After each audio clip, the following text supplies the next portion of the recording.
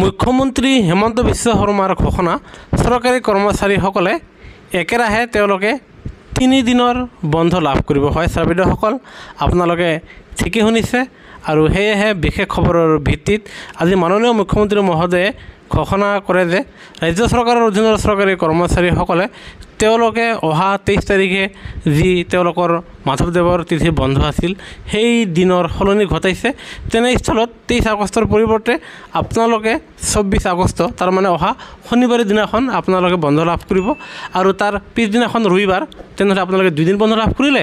আনহাতে তাৰ পিছৰ দিনাখন সোমবাৰৰ দিনাখন আপোনাৰ জন্মাষ্টমী উপলক্ষে একেৰাহে আপোনালোকে শনি ৰবি আৰু সোম আপোনালোকে 24 আগষ্ট 25 আগষ্ট আনহাতে 26 আগষ্ট এই 3 দিন চৰকাৰী কৰ্মচাৰীসকলে তেওঁলোকে একেৰাহে 3 দিন বন্ধ লাভ কৰিব। সেয়েহে কৰ্মচাৰী আৰু পেঞ্চনাৰৰ প্ৰতিটো শেহতীয়া খবৰ সকলোতকৈ আগত পাবলৈ আমাৰ চেনেলটো নিশ্চয় লাইক আৰু ছাবস্ক্ৰাইব কৰিবলৈ নাপাহৰিব। ভিডিঅ'টো চোৱাৰ বাবে ধন্যবাদ। জয় অসম।